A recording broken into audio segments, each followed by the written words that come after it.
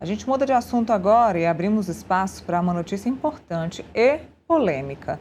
O STF autorizou uma operação da Polícia Federal que cumpriu no Maranhão um mandado de busca e apreensão contra o jornalista Luiz Pablo Conceição Almeida.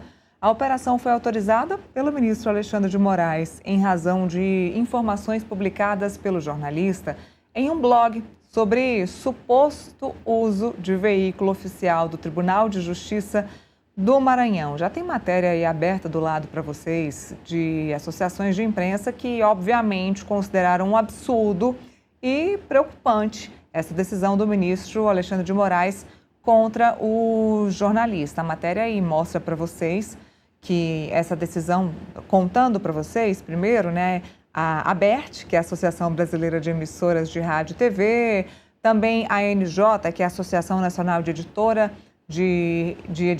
de Revistas, a ANER, e a ANJ, que é a Associação Nacional de Jornais, entre outras. Todas aí muito preocupadas com essa decisão do ministro, né? Foi praticamente uma censura contra o jornalista. Para contextualizar, essa decisão foi tomada pelo magistrado por conta de informações publicadas pelo jornalista sobre um suposto uso de um veículo oficial do Tribunal de Justiça do Maranhão pela família do ministro Flávio Dino, que também é maranhense. E tem mais uma matéria também aqui no Portal Metrópolis que fala da busca contra um jornalista. O STF diz que Dino foi monitorado ilegalmente. Esse é o argumento que o Supremo Tribunal Federal diz depois de toda a controvérsia, de todo o bafafá, depois que todo mundo resolveu falar sobre esse assunto. A corte fala: o ministro Dino foi alvo de monitoramento ilegal em 2025, quando seus deslocamentos em São Luís teriam sido acompanhados e divulgados publicamente. O STF argumenta que o assunto não tem correlação com crime contra a honra ou liberdade de expressão. Vamos aproveitar para falar um pouquinho sobre esse assunto? É censura? Não é censura? A gente fala com o Luiz Pablo, ele está ao vivo conosco agora. Luiz, muito boa tarde, te agradeço a gentileza de entrar ao vivo conosco aqui no Contexto, nessa sexta, para falar um pouquinho sobre esse assunto. E eu já queria começar te perguntando como você recebeu essa informação dessa operação. Nele, eu quero agradecer pelo espaço e também pela manifestação de vários colegas da profissão, porque o que aconteceu comigo foi um verdadeiro absurdo. Muita gente tem me perguntado em relação a essa questão de como a informação veio até mim. Veio de uma forma, de uma fonte. Foram várias pessoas que eu procurei depois que eu recebi. O ministro alega que eu monitorei ele, isso é mentira. Eu recebi a informação por meio de fontes. Eu chequei, fiz o trabalho jornalístico investigativo, chequei, apurei a veracidade, encaminhei e-mail para a instituição do STF e para o Tribunal de Justiça do Maranhão. Nenhum dos dois me responderam e eu publiquei a matéria. Jamais eu persegui o ministro, nunca mandei mensagem para o número pessoal dele, nunca abordei ele em qualquer canto para configurar qualquer tipo de perseguição como eles estão alegando.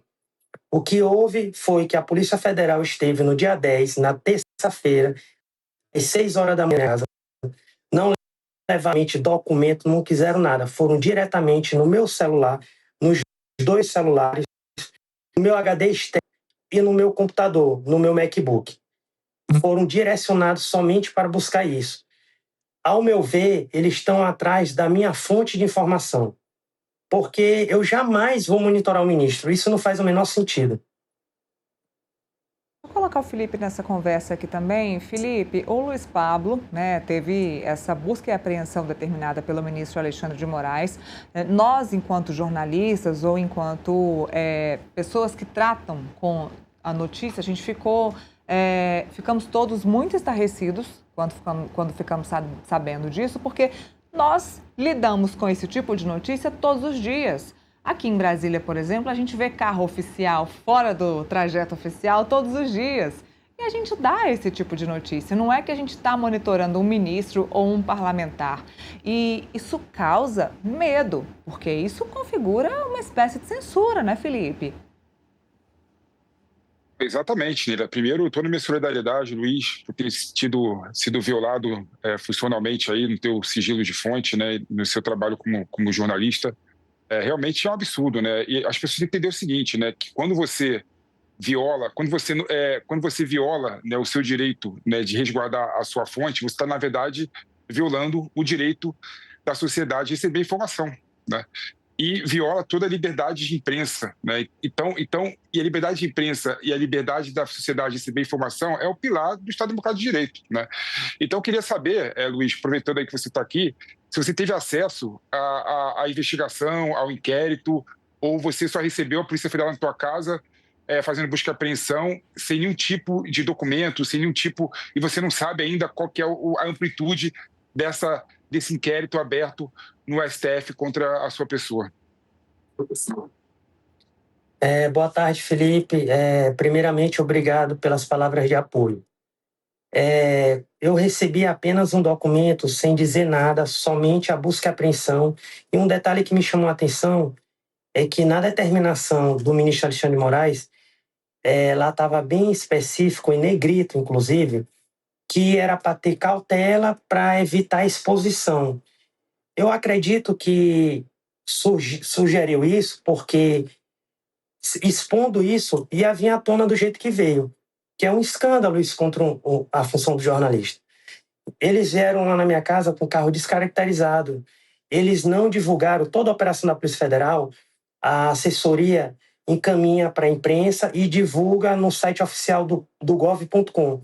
Eles só vieram divulgar isso na quinta-feira, depois que a imprensa toda já tinha noticiado, porque até então ia ficar sobre silêncio, porque a intenção era essa. Em relação a essa questão da informação, eu quero deixar claro que eu recebi foi um vídeo da esposa do ministro junto com o filho descendo do carro. Eu poderia colocar do vídeo botando um borrão, como a TV faz, no rosto da criança. Mas eu não fiz isso. Eu apenas congelei a imagem do carro e coloquei na reportagem que estava sendo utilizado por familiares dele. Coloquei a imagem de dentro, que era uma associação, onde ela estava levando o filho deles para luta de arte marcial. E coloquei também a imagem do carro saindo, que o vídeo mostra essas duas imagens que eu recebi de fontes de informação. E nisso eu coloquei tudinho, averiguei, porque ele tem duas estruturas. Vale ressaltar que existe duas estruturas ao dispor dele aqui, cedidas para ele, que está com ele. Um carro, também SW4, do governo do Maranhão, que ele tem direito por ser governador, e também tem um apoio da polícia militar aqui, que foi cedido para ele. Fora isso, ele também encaminhou, que eu coloquei na matéria, solicitando o STF o apoio da polícia do Tribunal de Justiça. O Tribunal de Justiça cedeu o apoio da Polícia Militar também para acompanhar ele. E fora isso, o carro não havia nenhum documento. Eu verifiquei não há documento. Depois da minha reportagem revelando tudo isso, foi que o STF encaminhou um novo documento solicitando o carro para ele. Ou seja, ele estava andando o carro sem nenhuma sessão administrativa, sem nenhuma aprovação do Tribunal de Justiça. Simplesmente o desembargador entregou o carro para ele. Vale ressaltar que são 4 carros blindados no Tribunal de Justiça. Um para o presidente, outro para o vice-presidente e o terceiro para o corregedor. O 4º carro seria para autoridades judiciais que viessem em missão oficial ao Maranhão para ser utilizado. Mas o carro está sob posse do ministro da família dele. E ele não está todo o tempo no estado do Maranhão para estar usando o carro. Então está sendo usado pela sua família por fins particulares. Todos dois sendo custeados, inclusive com combustível, tanto do governo do estado como do Tribunal de Justiça, por recurso público. Bom, vale a gente sempre dizer que isso é um absurdo, a gente vai continuar dizendo que isso é um absurdo. Que bom que toda a imprensa divulgou esse caso. Eu agradeço mais uma vez a participação do Luiz aqui com a gente. Te desejo boa sorte aí nesse caso, espero que se termine da melhor forma possível. Excelente final de semana para você e obrigada pela participação conosco aqui no Contexto Metrópolis. Eu quero agradecer o espaço, o apoio de vocês, inclusive agora, terminando aqui, eu vou me dirigir à sede da Polícia Federal para a primeira audiência que vai ser por meio de videoconferência lá por Brasília. E quero agradecer por tudo, pela toda a imprensa do Brasil todo, por quem também não é jornalista que tem manifestado apoio para mim. Obrigado. Nós que agradecemos.